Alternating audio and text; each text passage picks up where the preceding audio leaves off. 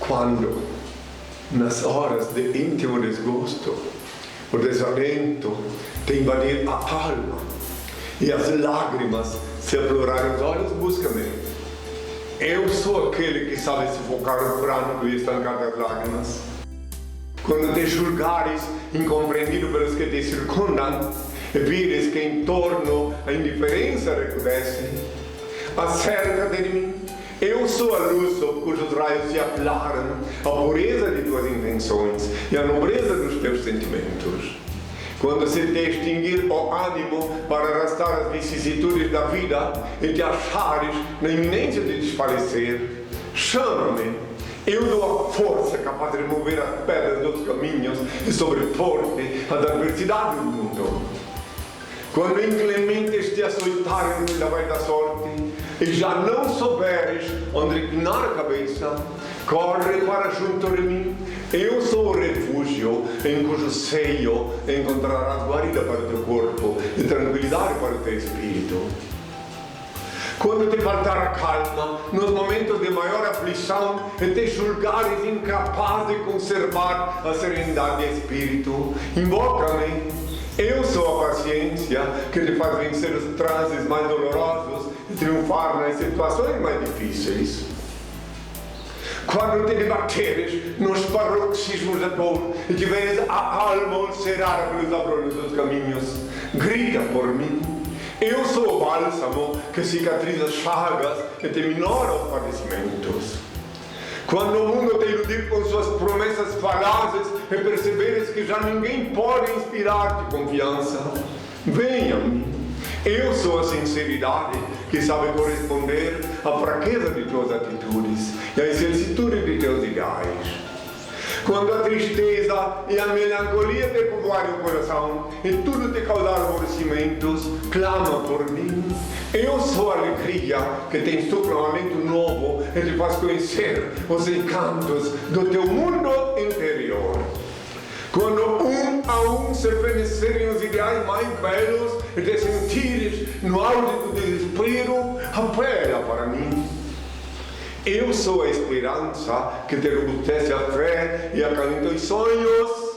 Quando a impiedade se recusar a revelar-te as faltas e experimentares a dureza do coração humano, procura-me. Eu sou o perdão que te levanta o ânimo e promove a reabilitação do teu espírito. Quando duvidares de tudo, até de tuas próprias convicções, e o ceticismo te avassalar a alma, recorre a mim. Eu sou a crença que te inunda de luz o entendimento e te reabilita para a conquista da felicidade. Quando já não provares a sublimidade de uma afeição sincera e te desiludires dos sentimentos dos teus semelhantes, aproxima-te de mim. Eu sou a resignação que te ensina a olvidar a ingratidão dos homens e a esquecer a incompreensão do mundo. Quando enfim quiseres saber quem sou, pergunta ao riacho que murmura, ao pássaro que canta, à flor que desabrocha, à estrela que cintila, ao moço que espera, ao velho que recorda. Eu sou a dinâmica da vida, a harmonia da natureza. Chama-me amor, o remédio para todos os males que te atormentam o espírito. Estende-me, pois, tua mão, ó alma, filha da minha alma, e eu te conduzirei uma sequência de êxtases e deslumbramentos às serenas mansões do infinito, sob a luz brilhante da eternidade. Eu sou o alfa e o ômega, o começo e o fim, a estrela resplandecente da manhã. Meu Pai e eu somos uma só coisa. Eu sou a luz do mundo, a verdade é a vida. Eu sou o caminho, ninguém vê o meu Pai senão por mim. Antes de ser crucificado eu disse, pela minha voz o meu rebanho me reconhecerá. Voltei como havia prometido, para iluminar a humanidade e instituir na terra o reino de meu Pai, Senhor e Deus, formalizado pela Sous. Eu, primogênito, reencarnei, renasci Noé, Abraão, Moisés, Davi, etc. Depois Jesus e agora Inri. Inri é o meu novo nome. INRI é o nome que eu paguei com meu sangue na cruz. INRI. INRI, o nome que Pilatos escreveu acima de minha cabeça quando eu agonizava na cruz, quando cuspiam no meu rosto, quando me ultrajavam, quando se cumpriam as escrituras. INRI é o nome que custou o preço do sangue. Guardai-o em vossas cabeças e sereis fortes e felizes, meus filhos. Meu coração bate forte de amor por todos vós. Benditos são os olhos que me veem e veem quem sou. Benditos são os ouvidos que me ouvem e me reconhecem pela minha voz. Bem-aventurados sois vós, vós que me escutais, que eu só vos falo, que escuto do meu Pai, Supremo Criador, único ser incriado, único eterno, único ser digno de adoração e veneração, onipresente, onisciente, onipotente, único Senhor do universo. Que a paz seja com todos. Agora, meus filhos, que ouvis falar de guerras, rumores de guerras, reino contra reino, nação contra nação, tempestades, terremotos, inundações, pestilências, fomes, conscientizai-vos, é apenas o princípio das dores que anunciei prenunciando meu retorno. Eu sou emissário do Pai. Reconheço o vosso direito de pensar e de ser o que quiserdes, desde que me respeiteis o direito e dever de esclarecer quem sou. Não escolhi ser Cristo, não posso vos obrigar a saber que sou, mas isto não altera a minha realidade. Pensais que é fácil, obediente meu Pai, andar indumentado assim, os ignorantes zombando de mim? Ainda que os malignos condenaram Galileu, a terra continuou gravitando em torno do sol. O sol brilha e mesmo que todos duvidassem, ele não deixaria de ser sol. Assim também, ainda que a maioria dos terráqueos não creiam que sou Cristo, continuo sendo o mesmo que crucificaram. Não me é facultado abrir a cabeça do nécio evangélico com um serrote e introduzir-lhe um bilhetinho dizendo: acorda-te, ignorante, desperta-te. Sou INRI Cristo, Filho do Homem. Na véspera da última ceia eu disse: um pouco e me vereis. Outra vez um pouco e não ver-me-eis, porquanto vou para o Pai.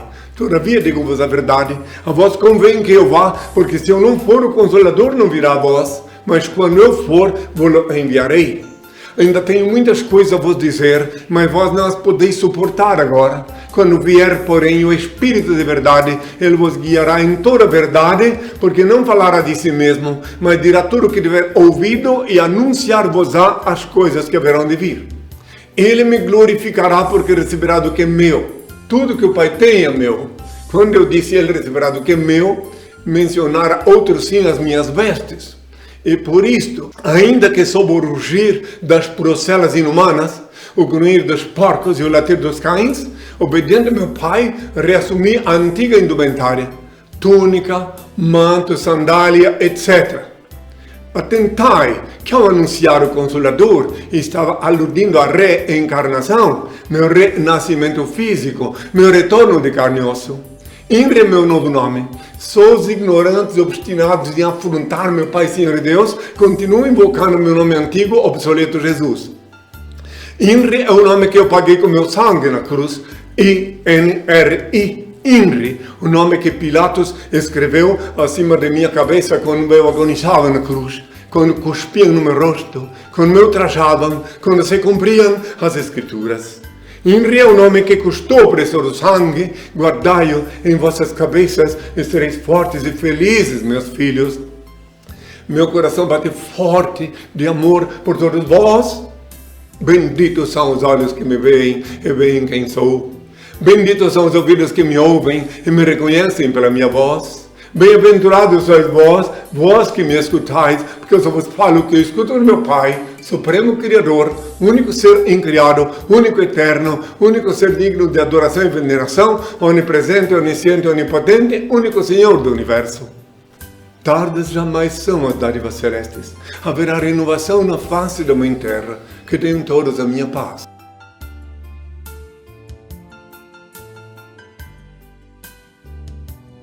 Bom dia, pessoal! Estamos começando mais um programa ao vivo com INRI Cristo aqui na Soul, em Brasília. E você que está nos assistindo pela primeira vez, avise seus amigos e familiares para que eles possam usufruir dos transcendentais ensinamentos ministrados por INRI Cristo. Sejam bem-vindos descontentes, livres pensadores, ateus, curiosos e os que estão insatisfeitos com a vida na sociedade contemporânea. Questionem Henri Cristo, sanem suas dúvidas, assim poderão viver melhor na Terra, mesmo face a um mundo tão conturbado, aparentemente sem esperanças. Todos os sábados, às 11 da manhã, henricristo.tv, o canal da Liberdade Consciencial. E não esqueçam, mandem suas perguntas através do e-mail henricristo.gmail.com. No ar, Henri Cristo!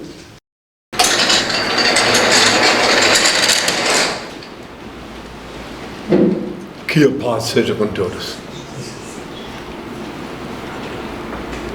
Ó Pai, eterno e inefável, Deus infalível, Criador do Universo, das culminâncias do Teu reino, do trono do Teu poder, do alto do qual Teus olhos temíveis tudo descobrem, tudo veem. Abençoe Teus filhos com saúde, luz e justiça, que Tua é toda glória para todo sempre, ó Pai. Bem, meus filhos, aqui nós estamos na véspera do final de ano. E todo mundo se preparando, o Brasil e o mundo, para homenagear, para ressuscitar o imperador Constantino, o finado imperador Constantino. É uma homenagem póstuma para ele todo o final de ano, que ele que estabeleceu o dia de Natal. Ele que decidiu que eu, há 2000 anos, nasci no Natal. Então, é bom que todos saibam. Eu tenho que sempre falar a verdade, doa a quem doer. Natal é a data estabelecida pelo imperador Constantino, que é o fundador, o organizador da Madonna do Apocalipse 17.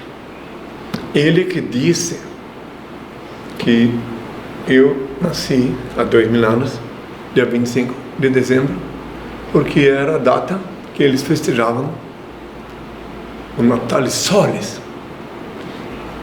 Oportunamente posso voltar a falar nisso. Só quero dizer que, para mim, ontem teve jornalistas que me perguntando, para mim o Natal, que festeja-se no mundo inteiro, pelo menos no mundo ocidental, é uma data comercial, irreversível, pelo menos antes da hecatombe nuclear, continuar assim. Está tudo programado, comércio, negócios, está tudo em torno dessa data, homenageando uma homenagem póstuma ao imperador Constantino.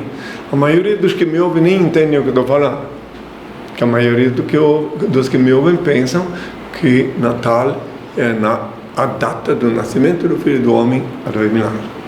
Mas quem quiser pode estudar a história, analisar, estudar e compreender que agora o lado prático desta data, o lado, digamos assim, material, é que é a data do negócio, do comércio. Inclusive, você vai bem, meus filhos, uma data, eu sei que nessa hora eu estou ferindo muitas suscetibilidades, mas é uma data em que as pessoas que brigaram o ano inteiro, que xingaram, que se odiaram o ano inteiro, elas se reúnem em volta de um pinheiro de Natal, chamado Pinheiro de Natal, ou reúnem uma família, e hipocritamente vão se abraçar como se fora confraternização, para no começo do ano logo tudo começar de novo como era. Então quero deixar bem claro que não sou contra nada disto, mas quero também dizer minha posição, minha opinião, porque há 2000 anos eu disse: conhecereis a verdade e a verdade vos tornará livres. Então essa frase aí que tantos usam até como propaganda, só que daí a admitir assimilar o significado são tão poucos. aqueles que amam. Porque está escrito em João 8:32. Certamente os que amam de verdade nem na igreja não vão. Porque aqueles que amam isso lembram que eu disse: tu, quando orares, entra no teu quarto, fecha a porta, ora o teu Pai Celeste, em segredo ele vê o que se passa, te abençoa. Eles fazem orar no quarto com a porta fechada. Eu não mandei ninguém se ajoelhar diante de falso profeta. Ninguém na igreja suntuosa, enorme. Aqui tem uma igreja recentemente inaugurada aqui no Brasil. A igreja é o templo do Satanás, né? O nome não é bem assim, mas é assim é que eu vejo, baseado no conhecereis a verdade, e a verdade vos tornará livres, né? O templo do Satanás. E porque é um templo luxuoso, grande, que futuramente vai ser muito útil. Mas agora ninguém sabe porque ele foi construído. Porque nada acontece na terra sem o consentimento de Deus. Então é claro que lá na frente, os descamisados, os que não têm teto, vão ter um excelente abrigo, né? Com dezenas de banheiros. Vai ser não só esse templo do Satanás, mas como tantos outros templos enormes que estão esvaziando, vão servir de abrigo no futuro. Isso eu estou falando só o que eu escutei da parte do Pai. Não é minha vontade, eu não tenho vontade própria. Eu vivo só para o Senhor. Não quero viver aqui na terra nem um segundo, senão só para cumprir a vontade do Senhor. Então quem viver, verá. Quem quiser compreender, compreenderá. Eu não estou falando só do Brasil, não. Estou falando do mundo ocidental principalmente, onde construíram tantos enormes templos, usando o meu nome antigo obsoleto Jesus, e ainda outros sim, usando uma fictícia mãe de Deus, porque Deus não tem mãe. Deus é o único ser incriado, único eterno, o único ser digno de adoração e veneração, onipresente, onisciente, onipotente, único Senhor do universo. Então ele não tem mãe. Incriado quer dizer que ninguém criou. Esses dias eu vi na net, eu até nem prestei atenção ao detalhe, assim, num desses relacionados, estava lá escrito: se Deus criou o mundo, e quem criou Deus? Se eu estivesse diante de quem escreveu, eu já diria que Deus é o único ser incriado, único eterno, único ser digno de adoração e veneração. E há 2.000 anos, da parte do meu pai, eu avisei aos que me ouviram. Claro que gerou muito ódio naquela época, como também gera quando eu falo a verdade agora. Que eu disse que ninguém tinha que ir na igreja, na sinagoga. Eu disse: tu, quando orares, entra no teu quarto, fecha a porta, ora o teu Pai Celeste, em segredo ele vê o que se passa e te abençoa. Está bem claro aí. Então os que se pensam cristão continuam rastejando atrás de falsos profetas, como eu também disse: orai e vigiai que ninguém vos engane. Porque muitos falsos profetas virão em meu nome, farão prodígios, enganarão muitos, até os eleitos, se possível fosse. E vieram em meu nome antigo, obsoleto, Jesus. Inclusive, está escrito em Mateus 24, versículos 5 e 24. Esses não me esqueço, porque é a chave para quem quiser se livrar das jocosas palavras, dos jocosos sermões do falso profeta. E ainda mais, eu digo da parte do meu pai, um homem sapiente, um homem inteligente, jamais se ajoelha diante de outro homem. Digo da parte do meu pai, um homem sapiente, inteligente, inspirado, não se ajoelha jamais diante de outro homem. Eu que vos falo não sou homem, eu sou o filho do homem. Eis que existe esse enigma que a ser decifrado. Reitero uma vez mais: a Bíblia é um livro de letras mortas, repleta de fábulas, lendas, parábolas, metáforas e até charadas. Só com a anuência do Altíssimo, só invocando o Pai antes de abri-la, podereis compreender o significado das Sagradas Escrituras. Aí podereis ver as letras vivas, que Ele dá vida para as letras.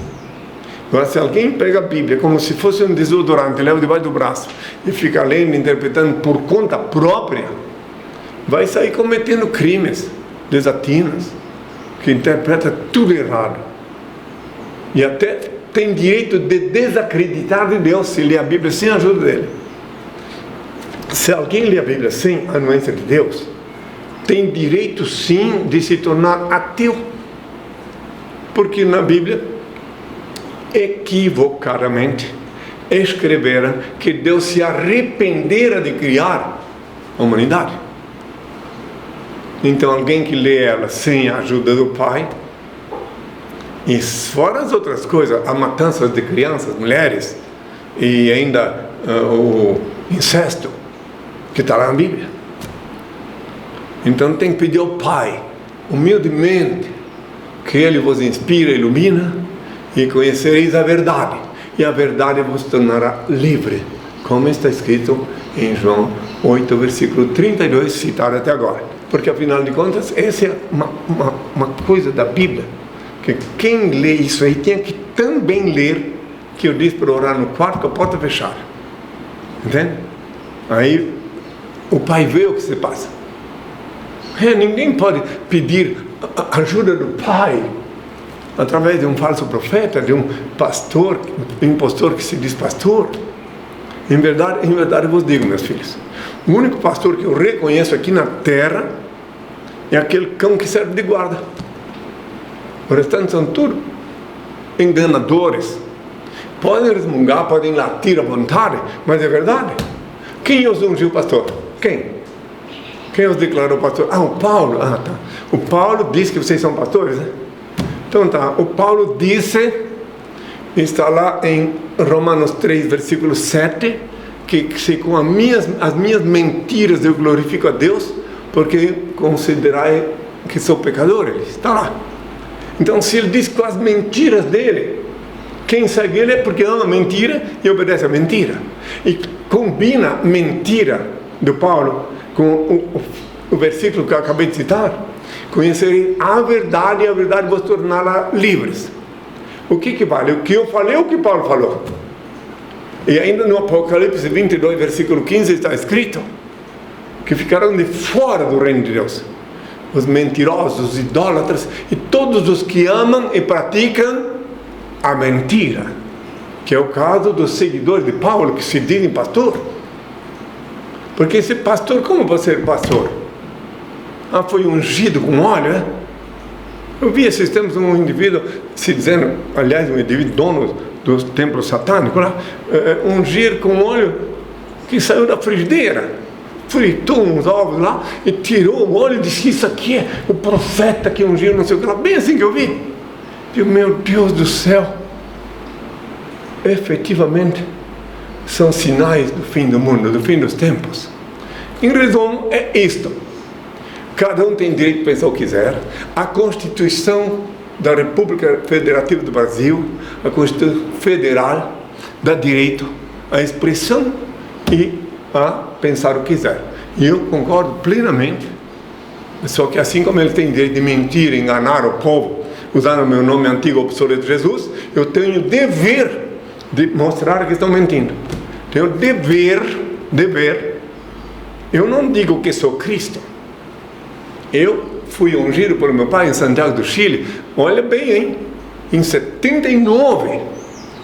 Este ano fazem 40 anos que eu digo ao mundo, tanto no tempo que eu vivi na Europa, como aqui em toda a América Latina, e o Brasil inteiro, e agora pela web, pela net, ao mundo inteiro, que eu sou o mesmo de ontem, hoje e sempre. E daí tem umas pessoas, eu já vi aqui em Brasília, que elas têm medo de falar, e com razão, que sabem quem sou. Porque daí elas falam, e os outros, aí ficou louca. Quer dizer que a verdade enlouquece. Muito bem. Eu prefiro que, inclusive, até esse status de louco que me concederam, os escravos da mentira, do que ser hipócrita.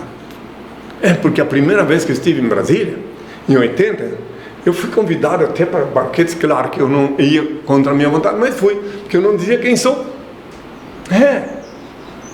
Aí tudo, mas era diferente, não. Eu estava assim, como eu estou aqui vestido, só que eu não dizia quem sou, porque meu pai disse que não era hora ainda de dizer.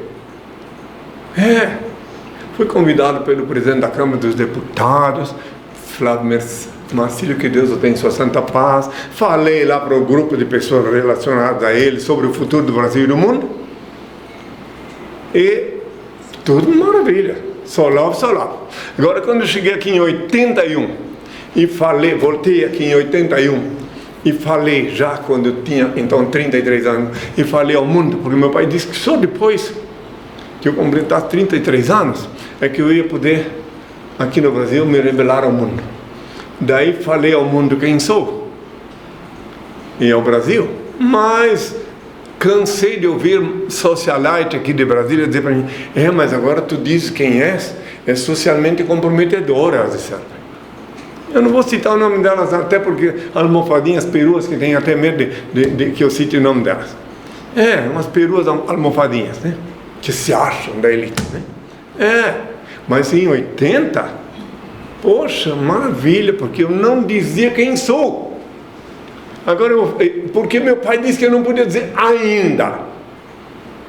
Só depois do México em diante, quando ele disse: agora tu tens que dizer quem tu és. Jornal Ovaciones foi o primeiro a falar de mim como Cristo mesmo. Aí eu conheci o ódio dos falsos profetas, dos que se dizem cristãos, estão alienados, enganados. E eu reitero uma vez mais: conhecereis a verdade, e a verdade vos tornará livres. Por isso que meu pai mandou colocar na internet graciosamente, se não entenderam bem, gratuitamente, o livro Despertador Explosivo, que tem a função de explodir as viseiras e os dogmáticos cadeados do raciocínio. Quem quiser conhecer então minha história, começa a ver ali desde a minha infância, que não existe no mundo inteiro ninguém que diz, como eu há 50 anos, como servo de Deus, e 40 quem sou. Não existe. Aí que se verificar, eu vi esses tempos uma lista, sabe? Até interessante. Quantos defuntos desfilaram naquela lista? Quantos? Que se dizendo que são Cristo. E botaram-me lá no meio, e eu vi como é fácil que alguém olhe lá e vê todos eles. Eu até nem tinha consciência que além do tal de Moon, tinha um outro coreano que também montou uma rede de chantagistas de dízimo. E vi, também não tinha consciência que no Japão tinha, além daquele que foi enforcado, tinha mais um outro que morreu recentemente, e mais um outro ainda. Eu digo, olha só, então muitos. E lá na Austrália tem um que diz que ele é Cristo e tem a tiracola Madalena. Então já está completo o quadro, né? Certo? Eu não tenho... tem aqui na América Latina, veio aquele que induziu centenas de pessoas ao suicídio com ele, quando ele foi encurralado pelas autoridades. Eu vi tudo isso e faço questão de mostrar que existem sim, até para se cumprir o que eu falei, porque há 2000 anos eu falei que antes do dia do Senhor o Filho do Homem seria rejeitado por sua geração. Está em Lucas 17, versículo 25 a 35. Então, antes do dia do Senhor, eu ainda bebo a última porção do cálice amargo da reprovação. Mas a diferença entre eu e todos esses que eu enumerei, que ao invés, como eles, querem driblar as autoridades, eu fui interrogado em 2 continentes, e as autoridades constituídas aqui do Brasil, inspiradas pelo meu pai, colocaram meu nome Henri Cristo nos meus documentos. No dia 24 de outubro do ano 2000, olha quanto tempo faz. Essa é a diferença entre eu, que estou aqui público, que fui nas praças públicas do Brasil todo. Quem me vê agora, aqui tem um cidadão publicitário aqui em Brasília, que diz: Henri, pensam que tu chegaste de paraquedas. Daí os discípulos elaboraram um memorial para mostrar minhas vestes, a minha primeira túnica de 40 e poucos anos. E agora todo mundo vai sabendo que são 40 anos que eu falo quem sou. E tudo está mostrando aí, para quem quiser ver. E esse ano, então completo 50 de vida pública. Eu comecei 20 de março de 69. Em setembro de 79, 10 anos depois, eu fui jejuar em Santiago do Chile e tive a revelação. E mais dia, menos dia, está previsto, mas Cristo em 3 anos cumpriu sua missão. Sim, mas eu também falei há 2000 anos, que quando eu voltasse, todo olho me veria, e justamente no século que eu reencarnei, meu pai inspirou os cientistas a fazer a web, a televisão e tudo. E também disse que eu estarei com o cabelo branco da cor da neve. Apocalipse 1, versículo 14. Então quem quiser, monta o quebra-cabeça. Por isso estamos, o MEP e a SOS disponibiliza gratuitamente literatura virtual para quem quiser baixar lá e ver tudo e aprender. Bem, agora já expliquei mais ou menos, não pude explicar tudo como tem que ser, né? Mas dia a dia eu vou explicando, e os que têm olhos para ver, vê, e os que têm ouvidos para ouvir, ouvem, e me reconhecem pela voz, como eu disse há 2000 anos. Que tenham todos a minha paz. Vamos ver uma pergunta. Bom, pessoal, vamos então à primeira pergunta, que é do Muriel, de Fortaleza. Henri, um adolescente de 14 anos que perde suas pernas e braços, está pagando dívida desta ou de outra vida? Pela idade, é muito provável que de outra vida. Pela idade.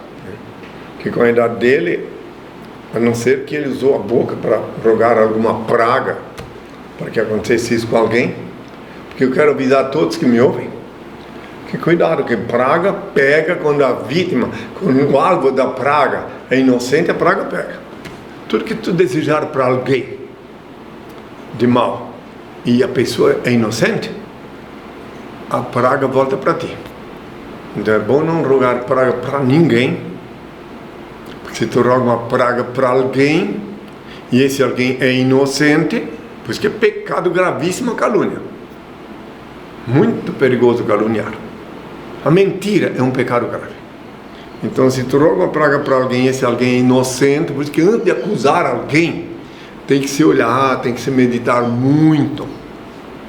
Porque senão depois não tem volta. As palavras pesam peso físico. Tu joga palavras ao ar, se elas não encontram o alvo, elas voltam para ti.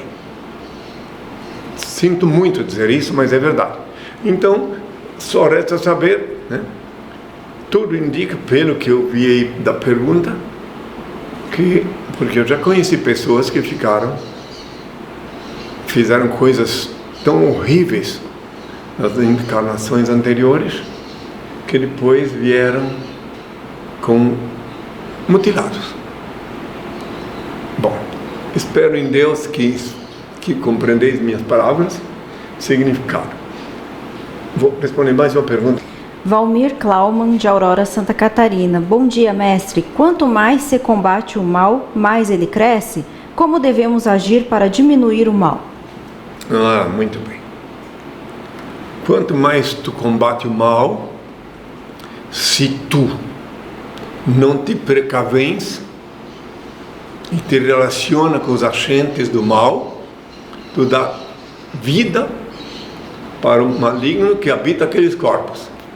Então ele cresce com as tuas energias, com a vida que tu alimenta neles. E quando tu protege-te, quando vê que alguém é do mal e tu te protege, daí tu podes te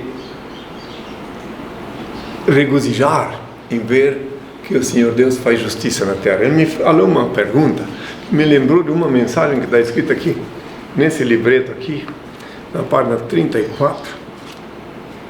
Interessante, muito interessante, página 34, que é uma coisa que não tem nada a ver, aparentemente, não, 43, vamos ver, está aqui, ó. Interessantíssimo, que isso aqui deve ser, todo mundo aproveitar isso. E isso é uma tradução da minha palavra do rebate, mas vamos botar aqui um chefe índio, um Cherokee. É um índio Cherokee, um velho índio Cherokee, página 43 do Menu del Alma, para quem depois quiser ver em casa. Então, quando um velho índio Cherokee iniciava seu neto aos propósitos da vida, olha o que ele disse. Uma luta ocorre dentro de mim, disse ele. Essa é uma espécie de fábula, mas muito ilustrativa dentro de mim. Dizia ele ao menino, Cherokee. É uma luta terrível entre dois lobos. Um é cheio de inveja, cólera, avareza, ciúmes, arrogância, ressentimentos, possessão, mentiras, superioridade e orgulho. O outro é bom. Ele é pacífico, feliz, sereno, humilde, generoso, verdadeiro e cheio de compaixão. Esta luta está também dentro de você, menino, disse ele, minha criança. Está também dentro de cada pessoa, disse o índio. O menino pensa um instante e interroga o avô. Qual dos dois lobos ganhará a luta? Interessante a pergunta, né? O velho índio lhe respondeu simplesmente: aquele a quem você alimentar. Simples. Então, se tu ficar guardando coisas negativas dentro de ti e alimentando e mais, aí tu vai te transformar num robô, numa marionete do mal. E de onde tu vais, até teu cheiro vai ser mal, teus atos, teus pensamentos. E daí tu vais culminar, às vezes mutilado, às vezes morrendo de fome. E se tu ficar só pro lado do bem, as forças do bem se acercam de ti e vão te assessorar, te assimilar, te apoiar. Note bem, ó, daqui, ó. Ensino a saber, o longo caminho do ensino por meio de teorias breves e eficazes, por meio de exemplo, Seneca Pistola, é um. Agora aqui, dois lobos. Dá para ver aí os dois lobos aí, não?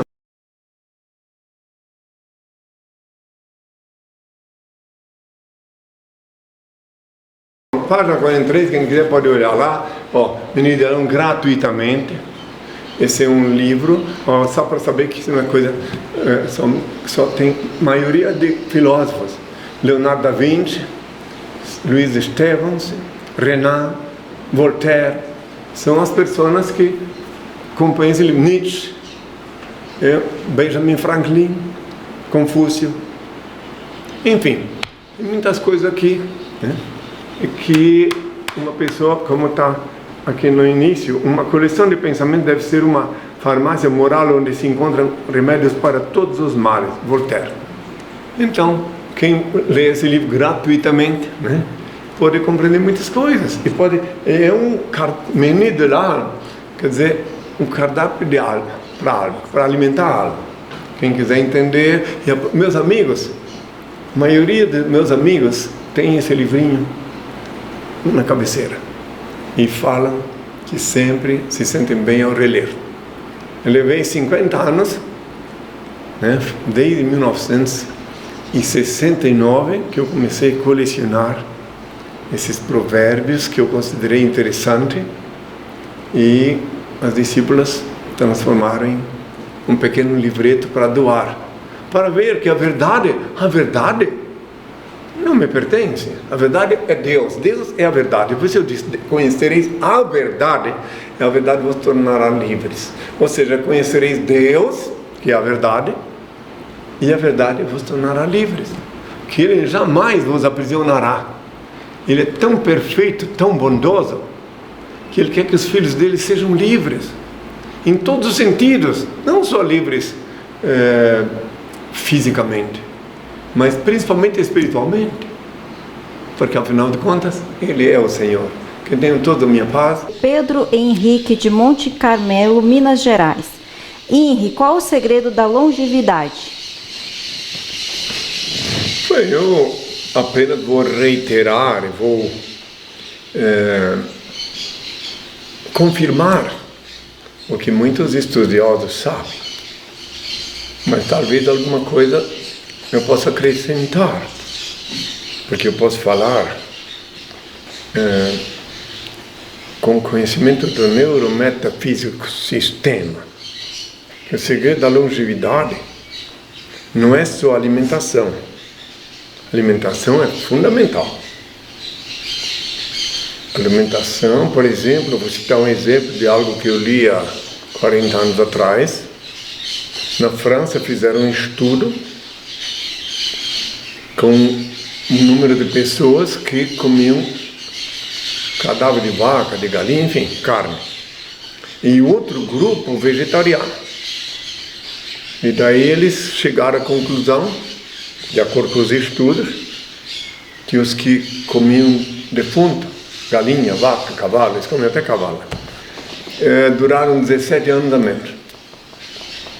E tem sentido isso, porque a galinha, o vaca, o cavalo, todos os bichos, quando eles vão ser sacrificados, eles têm um pressentimento. E quando eles pressentem que vão ser sacrificados, eles ficam ansiosos, desesperados. E quando eles são sacrificados, então, a carne deles recebe essa energia malévola da ansiedade que passa para os necrófilos, ou para quem come carne. Então, eu não quero que todos compreendam que eu tenho muitos amigos que comem carne, e eu os compreendo, e me relaciono com eles, e alguns até aprenderam, pelo menos a diminuir a dose, né? Então, é uma das coisas.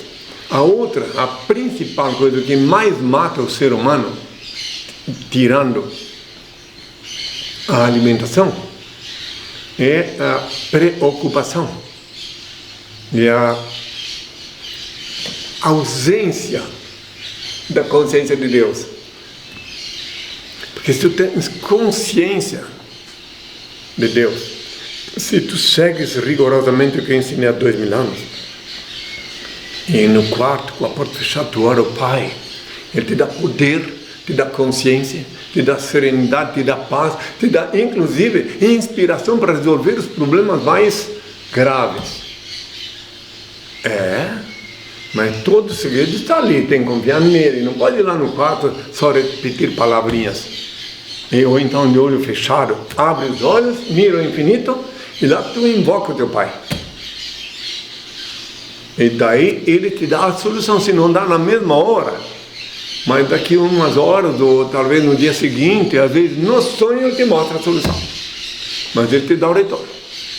Então agora as pessoas que não, uma das coisas, se quiser pesquisar em estatística, pode pesquisar, é claro, não obstante existem as exceções, tudo tem exceção.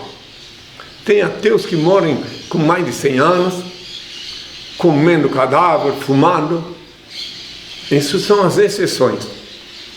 Agora, na prática, o comportamento mental, a vida que o indivíduo leva, no ambiente familiar, a higiene pessoal, é um conjunto de coisas que podem patrocinar graciosa longevidade. E também viver muito aqui na Terra sem ideal é um castigo.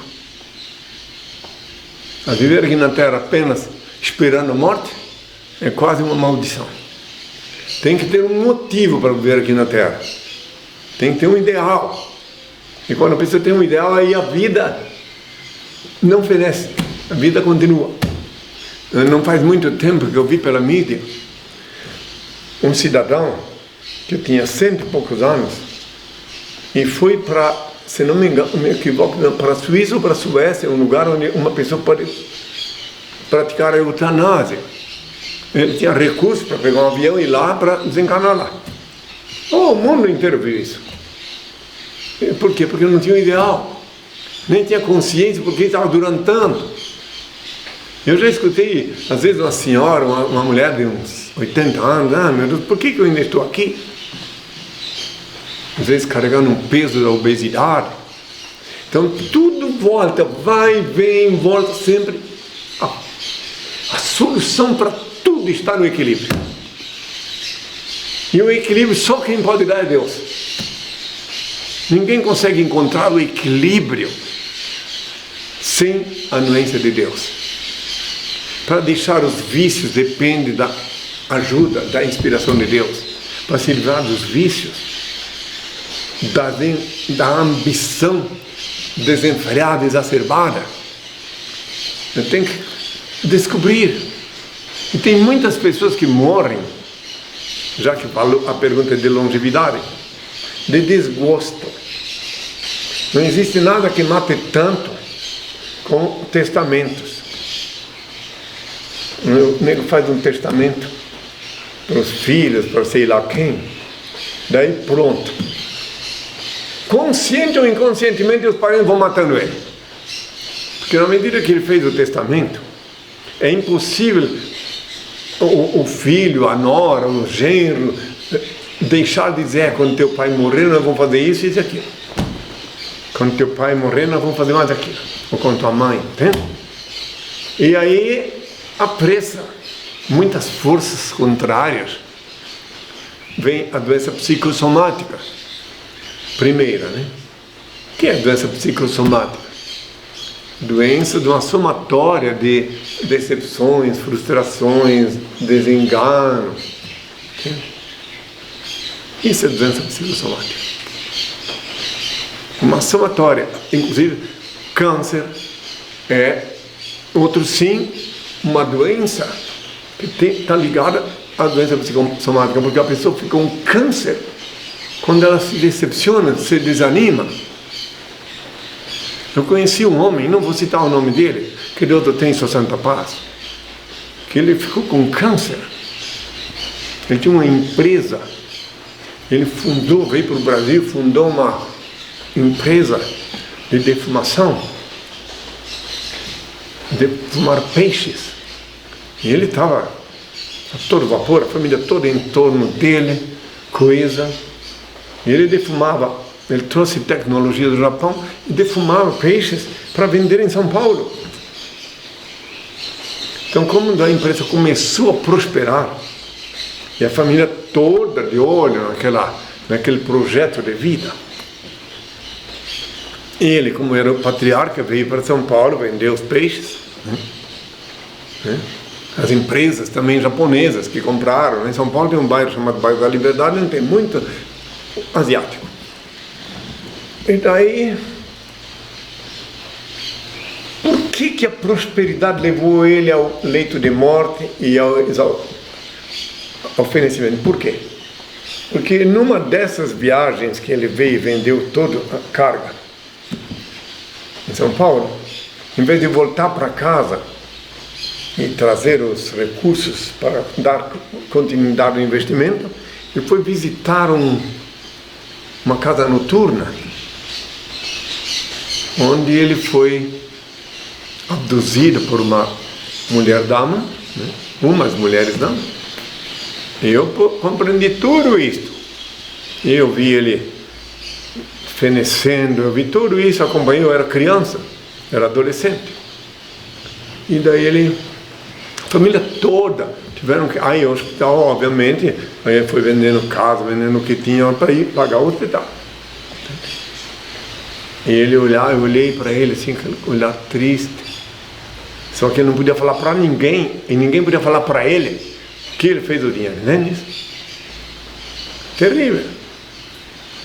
Então ele se suicidou, ou seja, quando ele voltou da luxúria, daquelas noites que ele passou em São Paulo, que caiu a ficha, ele estava sob um efeito hipnótico que concerne as coisas naquele tempo nem tinha essas coisas que tem hoje em dia, né? Tivesse como hoje em dia, porque hoje em dia tem cabaré eletrônico, né?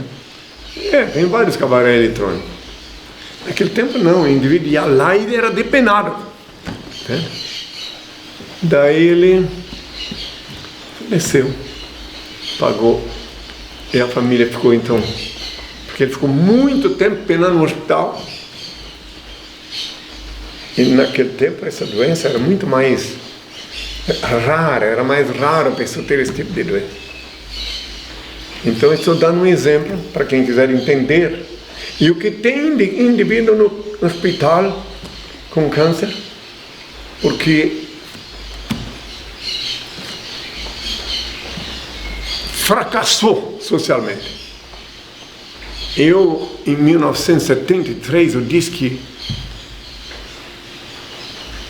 72 para 71, que o Onassis ia morrer com câncer. Naquele tempo eu ainda não sabia quem sou. Ele tem um único filho homem. Ele era um grego, riquíssimo, armador. E quando o filho dele, que ele tinha projetado em cima do filho, até a transmigração dele, inconsciente. O filho morreu num acidente aéreo. Aí eu disse, ele vai morrer com câncer. Porque ele, com armador grego, conquistou a fortuna depois da última guerra mundial, que ele comprou umas sucatas aí, navios, ele se tornou tanto é que ele casou com a mulher do Kennedy, ficou muito rico, a Jacqueline Kennedy. Daí ele morreu em Paris com câncer, quando ele viu que tudo que ele tinha planejado na vida dele, em cima do filho, que ele, na cabeça dele, ele achou que a filha não ia poder, não estava sendo preparada para herdar a fortuna dele, entende? Daí, acabou. Que o Senhor tem sua santa paz, já pagou, já sofreu.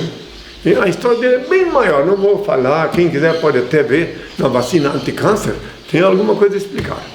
Um livro intitulado Vacina Anticâncer, disponível gratuitamente na página da SUSP, do henrique.org.br. Bom, agora eu vou finalizar, já que eu me estendi. É que esse assunto que eu falei aqui, para quem não sabe, é uma coisa comum e corrente, mas tem muita gente que podia não ficar ocupado no hospital lá, dando vaga para outras pessoas, se soubesse por que ficaram doentes. E até para não ficar. Tendo um ideal pronto. Que o ideal seja um ideal forte, místico, conectado com o Altíssimo. Daí está imunizado, inspirado pelo Altíssimo. Quem quiser crer, creia. Mas pode fazer experiência. Eu falo da altura dos meus 50 anos de vida pública e 40 que eu digo em 2 continentes quem sou. Quem tem dúvida do que eu falo, vai lá na internet e vê as fotos dos jornais franceses. Veja lá o que está escrito, que os franceses disseram quando eles vinham na Praça da Cultura em Amiens e vinham com as suas doenças e o Senhor, eu invocava o Senhor os abençoava. Até um jornalista ateu escreveu que ficou impressionado com o que ele viu. Trouxeram até uma cadeira para as pessoas sentarem que não podiam andar e dali sair andando. Pode olhar, está lá nos jornais disponível em henrique.org.br e também deve estar até traduzido para o português, se não me engano. É isso, não quero fazer, eu não preciso carregar ninguém, conte a bênção, não, nada disso. Eu passei pelos países. França, eu falo da França porque eu vivi 7 meses lá, quer dizer, seria 9 ao todo, mas 7 fixo, né? E daí eu tive a ocasião de encontrar com muitas pessoas. Foi o primeiro país do mundo a dizer numa noite de domingo, na televisão mais assistida lá, Antena 2, Cristo revenu sur la terre. Isso depois de eu ter sido detido 3 vezes em Paris, detido quando falava o povo no Arco do Triunfo. Depois de tudo isso aí, finalmente ela disse, Cristo revenu sur la terre. Quem quiser pode ver, vai procurar aí.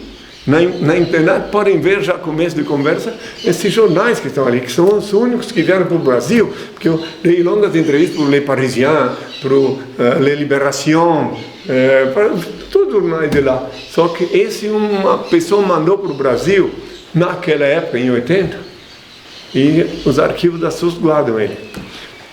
Eu vou pedir agora o Pai a bênção, mas antes, cumprindo a ordem do Altíssimo, reitero uma vez mais que na luz de meu Pai Senhor e Deus que é em mim, eu continuo amando todas as criaturas que se movem sobre a terra, sem exceção. Obviamente coerente com a eterna e divina lei da igualdade, que consiste tão somente em distribuir-se desigualmente a desiguais na medida em que se desigualam.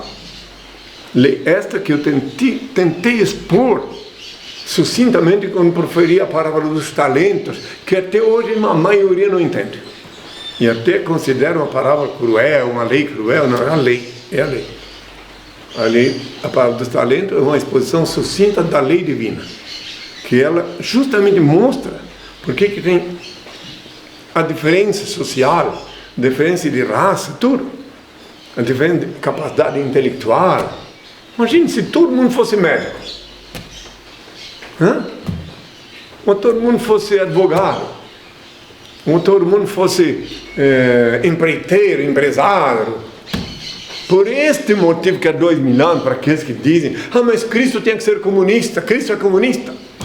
Há 2000 anos eu disse assim, quando veio o Judas Iscariotes, que é quem carregava minha sacola, reclamar, porque ele já tinha decidido que ia vender, reclamar quando eu permiti que mulher ungisse meus pés com óleo, véspera da crucificação, assim, esse óleo aí podia ser vendido por 300 denários e dar para os pobres, ele disse. Eu disse, os pobres tereis sempre convosco, eu disse. A mim não me tereis. Mas eu não estava rogando praia para ser, e sim que sempre terá pessoas de classe social diferente, que ela vai ascendendo. E eu conheci muitos pobres. Eu fui criado por uma lavadeira, uma bendita filha. Eu digo filha, mas foi minha genitora. E eu via a labuta, carregar água para lavar roupa, pagar o aluguel, pagar o armazém, que naquele tempo era um caderno onde anotava batata, arroz, o que comprava. Eu vi tudo isso, vi coisas do Arco da Velha. E nem por isto eu discordo que a lei da igualdade é eterna. Ao contrário, sou obrigado, da parte do meu pai, a explicar que a lei da igualdade consiste, sim, tão somente em distribuir-se desigualmente a desiguais na medida em que se desigualam. Tá, então eu vou comprar um sapato para uma discípula minha, mandar comprar, que número tu calça aí? 35. 35. Tá, eu vou mandar comprar um sapato 44 para ti, porque tu quer ser igual a todo mundo, então eu vou te dar um sapato 44. Ou então eu vou botar o teu sapato no meu pé, que é 44 mil pés, e o dela é 35. Então a lei da igualdade, ela está em vigor em todos os lugares, nas raças, nas cores, tudo. Há que se estudar. Quem quiser questionar, quem quiser emitir abobrinhas pela boca, antes de abrir a boca vai estudar antropologia, arqueologia, biologia e história principalmente. Eu estudei em escola pública tão somente 3 anos. Depois o senhor determinou que eu fosse estudar sob a anuência dele. Ele me instruiu o que fazer e como estudar. Não estudo padronizado. Eu fui nas universidades convidado para fazer conferência. Em Curitiba fui em todas.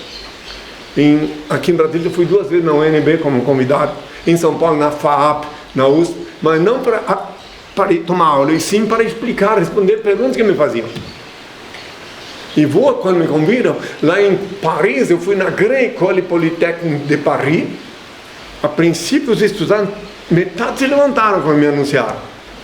Mas na medida que eu fui falando, eles foram tudo sentados de volta. Depois, quando saí de lá, eles me esperavam lá embaixo e pediram perdão, Senhor, perdão. C'est pas facile croire que Cristo venu sur la terre. Perdão, Senhor, perdão. É difícil crer que Cristo voltou à terra. Aqueles mesmo que se levantaram, que iam sair de lá. É isso aí, a história da França. A França tem uma história muito longa sobre religião, sobre, enfim, sobre a queda da Bastilha. Tem uma história muito longa na França sobre isso, sobre papas. Entende? E quem estudar a história profundamente vai ficar estupefato.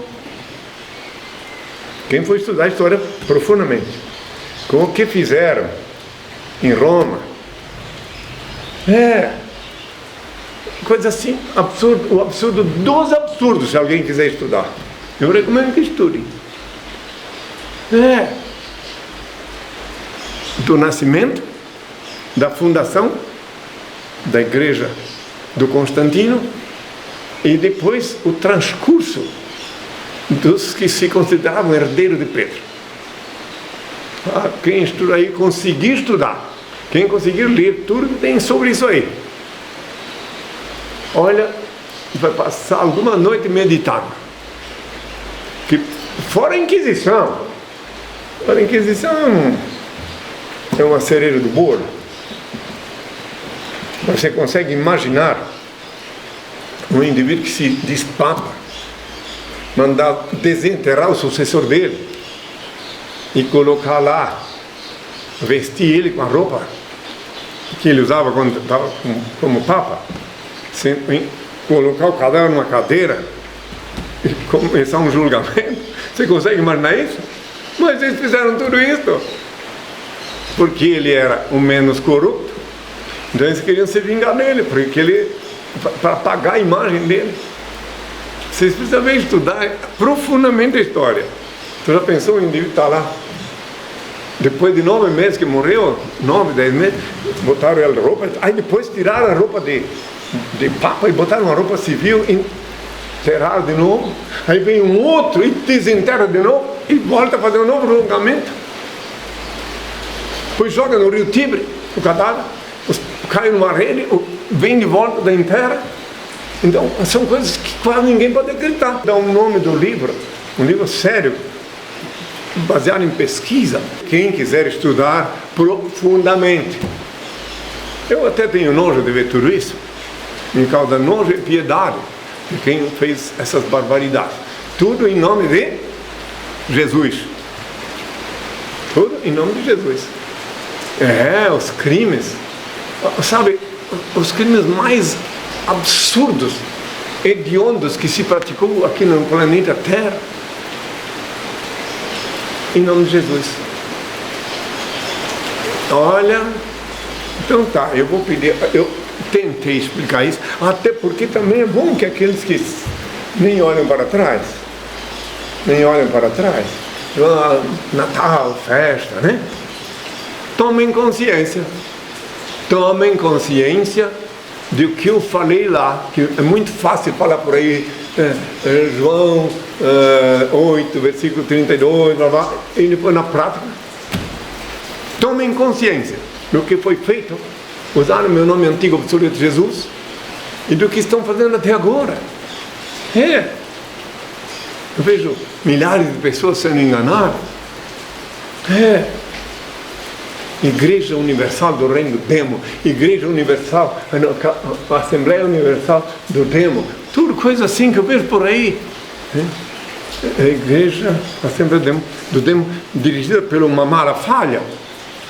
Uma mala que falhou, que dirige. Eu vejo tudo isso aí pela net.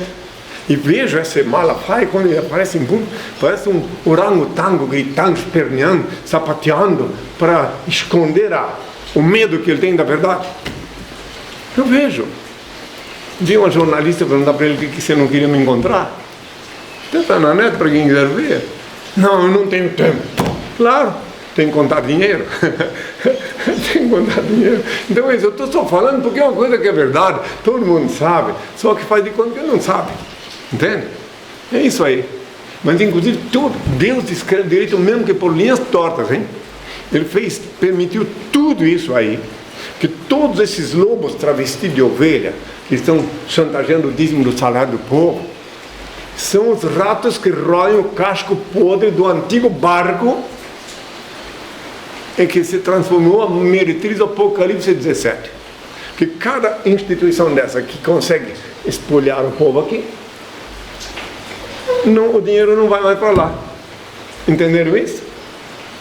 É tão somente isso. E daí o demônio, aí os demônios fazem o serviço deles aqui e a vida continua. E agora eu vou pedir ao Pai a bênção, espero que compreendam aí que antes de julgar o que eu falo, pesquisem. Pesquisem. Pesquisem. Descubram quem foi Calígula, quem foi Nero. Pesquisem como é que era a igreja do Cristo nos primórdios, cujo nome era seita do Nazareno, vivia na clandestinidade. Veja o que aconteceu com ela quando ela foi abduzida, cooptada pelo mais inteligente, mais sagaz imperador que Roma já teve, o mais pragmático imperador Constantino. Ele conseguiu mudar até o dia do Senhor, mas eu até que gosto que Deus tem mais um dia melhor. O dia do Senhor é sábado, e ele, digamos assim, que ele deu um cadô, como se ele tivesse poder de dar alguma coisa para o Senhor, né? Deu mais um dia, domingo. Pronto, então aqui vamos guardar os dois. Pronto. Que tal? Que domingo, em verdade, meus filhos, é a primeira feira na linguagem portuguesa. Sábado, domingo, segunda-feira, ó. Então, a segunda-feira é o dia do trabalho, alude ao batente. Então, domingo é a primeira feira, primeiro dia da semana. Segunda-feira, terça-feira, quarta-feira, quinta-feira, sexta-feira, sábado e domingo. Em francês, já muda. Lundi, mardi, mercredi, jeudi, vendredi, samedi e dimanche. Ó, samedi e dimanche. Em espanhol, é quase igual ao português. Não vou nem dizer. Então, cada um medita, pensa e tire suas conclusões. Eu estou aqui só pelo Senhor. Aqui na terra não quero viver um segundo, senão só para cumprir a vontade do Senhor. Meu Pai que me enviou esse mundo. E agora eu vou pedir ao Pai a bênção. Os que estão chegando, se quiserem participar da bênção, que ainda não sabem, coloquem a mão assim, abrem os olhos. Eu invoco o Senhor, enquanto que os companheiros dos beneméritos já sabem como proceder.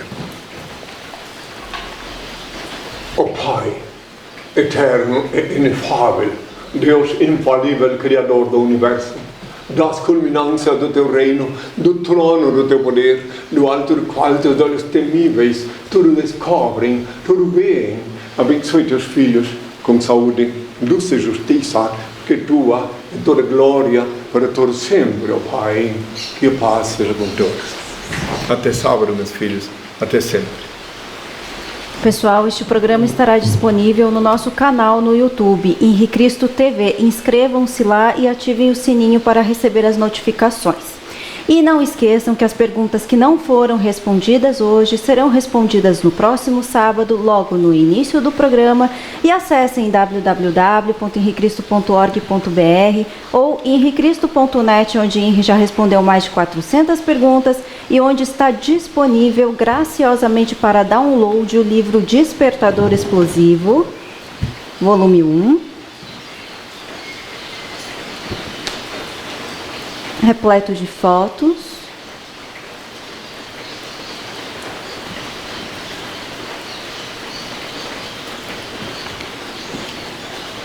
Volume 2. E está disponível também o livro O Divino Quebra-Cabeças. Henri Cristo, todo olho o verá. Uma excelente semana a todos e até sábado. Leia o livro Despertador Explosivo, volumes 1 e 2. Conheça a história real e os transcendentais ensinamentos de Henri Cristo. Este livro desperta as consciências, explode as viseiras e os dogmáticos cadeados do raciocínio. Ele é um mudo que fala, um cego que guia, um surdo que responde, um morto que vive e ensina a viver. O livro Despertador Explosivo é a chave do Reino de Deus. Está disponível para download graciosamente em nossos sites oficiais, henricristo.org.br ou henricristo.net. Acesse! Henri Cristo, todo olho verá.